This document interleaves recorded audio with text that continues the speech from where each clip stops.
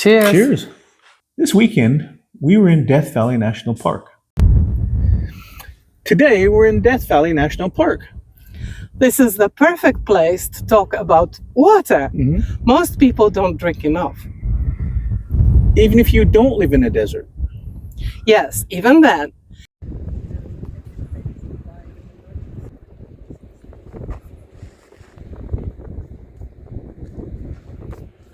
Even if you live in a very humid climate. So in this video, we talk about the danger of dehydration and how to make sure we have enough water. We also show you how to make infused water if you get sick of the plain stuff. Diabetes sucks. But at Simply Diabetes, we can help you manage your diabetes cheaper and easier. We are not medical professionals. We are people with diabetes, just like you. Welcome. If you find this information useful, give us a like, subscribe to the channel, and tell your friends about us. Behind us is Death Valley. Isn't it beautiful? It's called that because it's difficult to survive here. There is no water. Life can't survive without water, but you can go a long time with inadequate amount of it. Lots of people go through life being slightly dehydrated. That's bad enough if you're healthy, but if you have diabetes, dehydration can make things worse. How so? If you're dehydrated, your sugar can get higher. We'll talk about it in a moment. It's so easy to get dehydrated, particularly in summer. Here in the desert, many people don't realize how quickly things turn bad, particularly for people partying in Las Vegas. Yeah. Remember? We've seen an ambulance picking up a young woman who collapsed on the Strip. Yes, we've seen similar things a few times, but even in more humid climates, things can go bad. We used to live in Seattle, and even though it was raining a lot, you could still get dehydrated. So how do you know when you're dehydrated? That's the thing. It isn't always obvious. When you're thirsty, that's the first step. You should never ignore the thirsty feeling. But you can be dehydrated and not feel thirsty. Different people react differently, but for me, a good sign is a headache. If my head hurts and I feel slightly uncomfortable, often a glass of water makes these feelings go away. I feel the same. I also notice my mouth gets dry. Yes, that's another sign that you should drink some water. Other early signs are if you don't need to pee for a long time or if your urine is dark yellow. You could also have no energy. So the signs are subtle and easy to miss. Yes, particularly if your mind is on something else.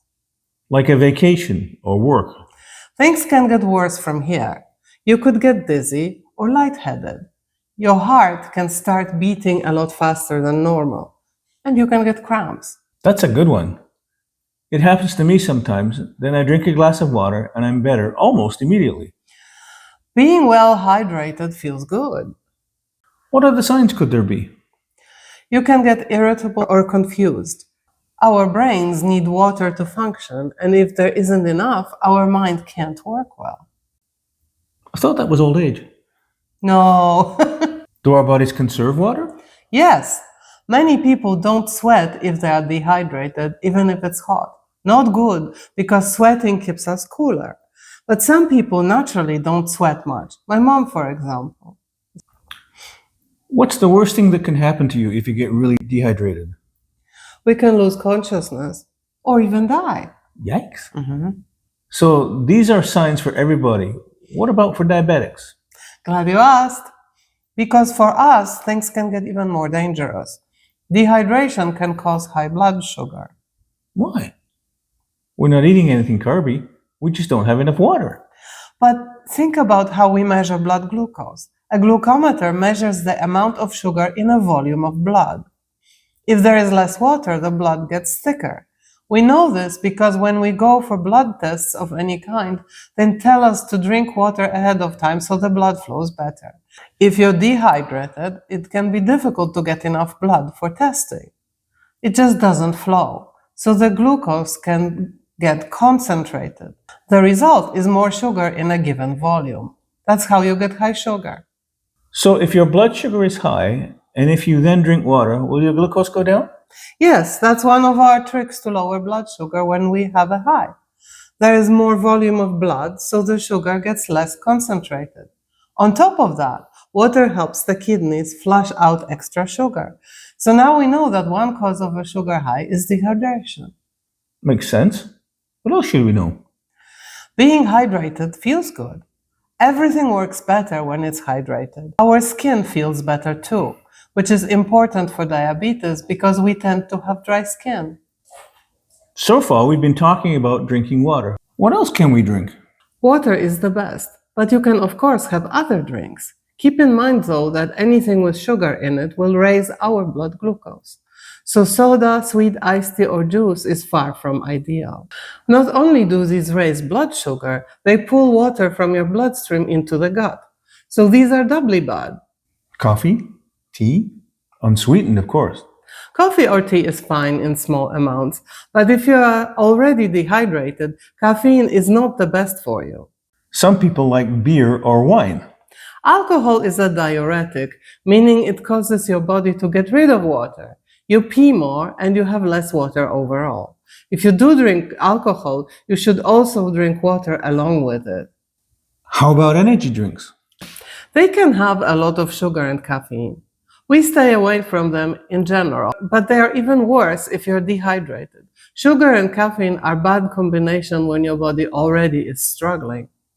How about broth or something else salty? Too much salt can get your electrolytes out of balance. So, what can we drink other than water? Water really is the best, but we can also have electrolyte drinks with no added sugar, infused water for taste, and gentle herbal teas. Let's infuse some water. I'm going to use a cucumber today, but you can use also berries, like strawberries, for example, oranges, pineapples, lots of other things, mint, all kinds of things. I have here plain tap water. Add flavor to it by just slicing this cucumber. And then I'm going to put them in water, like so. And I'm going to put the whole thing in the fridge. It should sit like this for several hours. Enjoy. It's not easy to know how much water we should drink. That's because it depends on so many things. I tried to look it up and got very confusing info. Here's the most common recommendation. Most adults need 8 to 10 cups per day, including water, tea, soup, and the like.